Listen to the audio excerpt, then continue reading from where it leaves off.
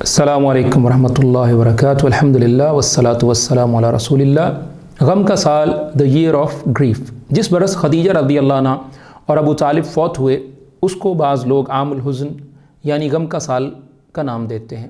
علاوہ ازیں ابو طالب کی وفات کے بعد کفار کی جانب سے زیادہ تکلیفوں کا سامنا کرنا پڑا، اور یہ ہجرت سے 3 برس قبل کی بات ہے۔ رسول اللہ صلی اللہ علیہ وسلم، صحابہ اور تابعین وغیرہ سے عام الحزن، غم کا سال، یہ الفاظ اور یہ نام ثابت نہیں ہے۔ زیادہ سے زیادہ یہ کہا جا سکتا ہے کہ چند علماء نے ان الفاظ سے اس سال کو یہ نام دیا ہے۔ محدث الالبانی رحمہ اللہ نے لکھا ہے کہ میں نے تحقیق کے باوجود اس کی سند کو نہیں پایا۔ دفاع عن الحدیث النبوی، صفحہ 18۔ الدکتور محمد ابن عبداللہ حفظہ اللہ لکھتے ہیں کہ یہ نام یعنی عام الحزن صحیح احادیث اور ضعیف احادیث اور کتب سیرت مثلاً سیرت ابن اسحاق وغیرہ میں موجود نہیں۔ جہاں تک مجھے معلوم ہے، سیرت کے لکھاریوں مثلاً ابن قیم، ذہبی اور ابن کثیر رحمہم اللہ نے بھی نہیں لکھا، اور نہ ہی ابن حجر اور نووی جیسے شارحین حدیث نے یہ لفظ لکھا ہے۔ پھر الدکتور محمد نے یہ بات ذکر کی ہے کہ رسول اللہ صلی اللہ علیہ وسلم نے ساری زندگی میں بہت زیادہ آزمائشوں اور تکالیف کا سامنا کیا۔ تفصیل کے لیے دیکھیے ما شاء ولم یثبت فی السیرہ النبویہ، صفحہ 67 سے لے کر صفحہ 69 تک۔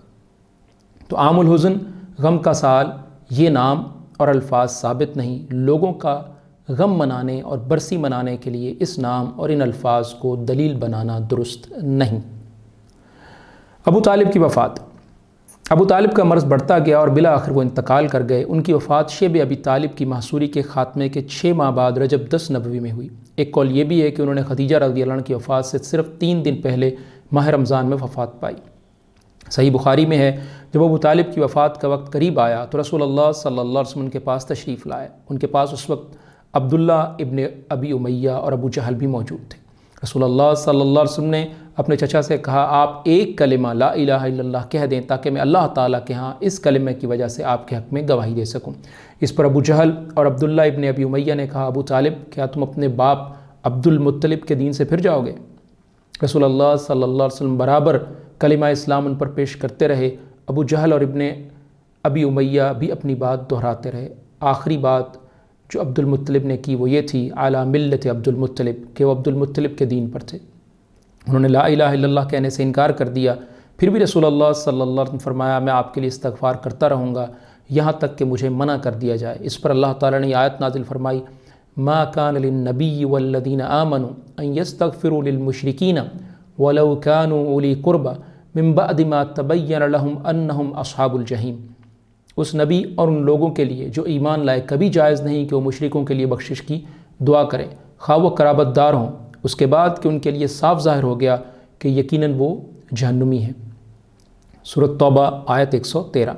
اور اللہ تعالیٰ نے ابو طالب کے بارے میں رسول اللہ صلی اللہ علیہ وسلم کو خطاب فرماتے ہوئے یہ آیت نازل فرمائی، انک لا تہدی من احببت ولکن اللہ یہدی من یشاء وہو اعلم بالمہتدین۔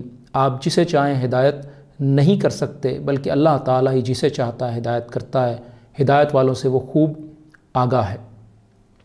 سورۃ القصص آیت 56۔ اور یہ ساری تفصیل صحیح البخاری 4772 میں موجود ہے۔ یہاں یہ بتانے کی ضرورت نہیں کہ ابو طالب نے نبی کریم صلی اللہ علیہ وسلم کی کس قدر حمایت اور حفاظت کی تھی۔ وہ در حقیقت مکے کے بڑے اور احمق لوگوں کے حملوں سے اسلامی دعوت کے بچاؤ کے لیے ایک قلعہ تھے، لیکن وہ بذات خود اپنے آباء و اجداد کی ملت پر قائم رہے، اس لیے مکمل کامیابی نہ پا سکے۔ عباس ابن عبد المطلب رضی اللہ عنہ سے مروی ہے کہ انہوں نے عرض کیا، اللہ کے رسول، آپ نے ابو طالب کو ان کی وفات کے بعد کوئی فائدہ پہنچایا؟ وہ آپ کی حفاظت کیا کرتے تھے اور آپ کے لیے لوگوں پر غصہ ہوا کرتے تھے۔ رسول اللہ صلی اللہ علیہ وسلم نے فرمایا، ہاں وہ دوزخ میں اس جگہ پر ہیں جہاں ٹخنوں تک آ گئے، اگر میں نہ ہوتا تو وہ دوزخ کے نیچے کے طبقے میں رہتے۔ صحیح بخاری 6208۔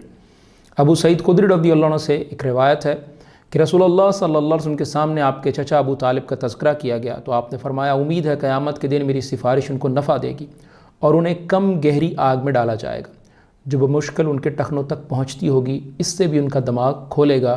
صحیح مسلم 210 اور مفصل نمبرنگ کے مطابق 513۔ وضاحت: اصول یہی ہے کہ فما تنفعہم شفاعت الشافین، سورۃ المدثر آیت 48، کہ کافروں کے اعمال کا بدلہ انہیں دنیا ہی میں دے دیا جاتا ہے اور کافروں کے حق میں شفاعت قبول نہیں کی جائے گی۔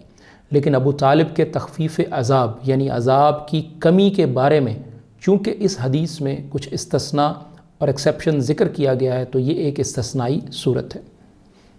خدیجہ رضی اللہ عنہ جوار رحمت میں ابو طالب کی وفات کے 2 ماہ بعد ام المومنین خدیجہ رضی اللہ عنہ رحلت فرما گئی۔ ان کی وفات نبوت کے 10ویں سال ماہ رمضان میں ہوئی۔ اس وقت وہ 65 برس کی تھیں اور رسول اللہ صلی اللہ علیہ وسلم اپنی عمر کے 50ویں منزل میں تھے۔ خدیجہ رضی اللہ عنہ رسول اللہ صلی اللہ علیہ وسلم کے لیے اللہ تعالیٰ کی بڑی گراں قدر نعمت تھیں۔ وہ ایک چوتھائی صدی آپ صلی اللہ علیہ وسلم کی رفیق رہیں اور اس دوران رنج و غم کا وقت آتا تو آپ کے لیے تڑپ اٹھتیں، مشکل ترین حالات میں آپ صلی اللہ علیہ وسلم کو قوت پہنچاتیں، تبلیغ دین میں آپ صلی اللہ علیہ وسلم کی مدد کرتیں اور دعوت دین کی سختیوں میں آپ صلی اللہ علیہ وسلم کے ساتھ شریک رہتیں اور اپنی جان اور مال سے آپ صلی اللہ علیہ وسلم کی خیرخواہی کرتیں۔ رسول اللہ صلی اللہ علیہ وسلم نے خدیجہ رضی اللہ عنہ کے بارے میں فرمایا کہ جس وقت لوگوں نے میرے ساتھ کفر کیا وہ مجھ پر ایمان لائیں، اور جس وقت لوگوں نے مجھے جھٹلایا انہوں نے میری تصدیق کی، اور جس وقت لوگوں نے مجھے محروم کیا انہوں نے مجھے اپنے مال میں شریک کیا، اور اللہ نے مجھے ان سے اولاد دی اور دوسری بیویوں سے کوئی اولاد نہ دی۔ مختصراً مسند احمد 24864 اور محدث ارناؤت نے اسے صحیح کہا ہے۔ ابو ہریرہ رضی اللہ عنہ نے بیان کیا کہ جب جبریل علیہ السلام رسول اللہ صلی اللہ علیہ وسلم کے پاس آئے اور کہا اے اللہ کے رسول خدیجہ رضی اللہ عنہ آپ کے پاس ایک برتن لیے آ رہی ہیں جس میں سالن یا کھانے پینے کی کوئی چیز ہے، جب وہ آپ کے پاس آئیں تو ان کے رب کی جانب سے انہیں سلام پہنچا دیجیے گا اور میری طرف سے بھی، اور انہیں جنت میں موتیوں کے ایک محل کی بشارت دے دیجیے گا جہاں نہ شور و ہنگامہ ہوگا اور نہ تکلیف و تھکن ہوگی۔ صحیح بخاری 3820۔ عائشہ رضی اللہ عنہ نے کہا کہ نبی کریم صلی اللہ علیہ وسلم کی کسی بیوی کے معاملے میں میں نے اتنی غیرت محسوس نہیں کی جتنی خدیجہ رضی اللہ عنہ کے معاملے میں محسوس کرتی تھی۔ وہ میرے نکاح سے پہلے ہی وفات پا چکی تھیں، لیکن رسول اللہ صلی اللہ علیہ وسلم کی زبان سے میں ان کا ذکر سنتی اور رسول اللہ صلی اللہ علیہ اور اللہ تعالیٰ نے رسول اللہ صلی اللہ علیہ وسلم کو حکم دیا کہ انہیں جنت میں موتی کے محل کی خوشخبری سنا دے۔ رسول اللہ صلی اللہ علیہ وسلم کبھی بکری ذبح کرتے تو ان سے میل محبت رکھنے والی خواتین کو اس میں سے اتنا ہدیہ بھیجتے جو ان خواتین کے لیے کافی ہو جاتا۔ صحیح بخاری 3816۔ نبی کریم صلی اللہ علیہ وسلم نے فرمایا اپنے زمانے میں مریم علیہ السلام سب سے افضل عورت تھیں اور اس امت میں خدیجہ رضی اللہ عنہ سب سے افضل ہیں۔ صحیح بخاری 3815۔ عائشہ رضی اللہ عنہ نے بیان کیا کہ رسول اللہ صلی اللہ علیہ وسلم نے خدیجہ رضی اللہ عنہ کی وفات تک اس کے علاوہ شادی نہیں کی۔ صحیح مسلم 2436 اور مفصل نمبرنگ کے مطابق 6281۔ غم ہی غم، یہ دونوں الم انگیز حادثے صرف چند دنوں کے درمیان پیش آئے جس سے نبی کریم صلی اللہ علیہ وسلم کے دل میں غم و علم کے احساسات مجزن ہو گئے، اور اس کے بعد قوم کی طرف سے بھی مصائب کا سلسلہ بڑھ گیا، کیونکہ ابو طالب کی وفات کے بعد ان کی جسارت بڑھ گئی اور وہ کھل کر آپ صلی اللہ علیہ وسلم کو تکلیف دینے لگے۔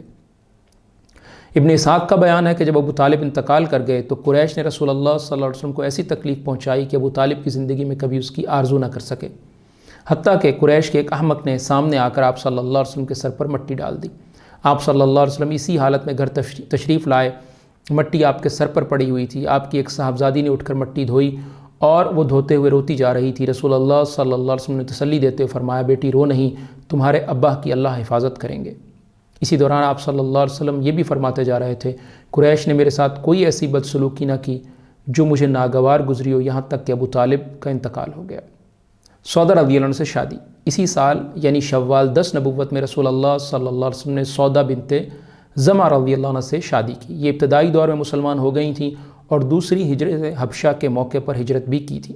ان کے شوہر کا نام سکران ابن عمر رضی اللہ عنہ تھا، وہ بھی قدیم الاسلام تھے، اور سودا رضی اللہ عنہ نے انہی کی رفاقت میں حبشہ کی جانب ہجرت کی تھی، لیکن وہ حبشہ ہی میں، اور کہا جاتا ہے کہ مکہ واپس آ کر انتقال کر گئے۔ اس کے بعد سودا رضی اللہ عنہ کی عدت ختم ہو گئی تو نبی کریم صلی اللہ علیہ وسلم نے ان کو شادی کا پیغام بھیج دیا اور پھر شادی ہو گئی۔ خدیجہ رضی اللہ عنہ کی وفات کے بعد یہ پہلی بیوی ہیں جن سے رسول اللہ صلی اللہ علیہ وسلم نے شادی کی۔ چند برس بعد انہوں نے اپنی باری عائشہ رضی اللہ عنہ کو ہبہ کر دی تھی۔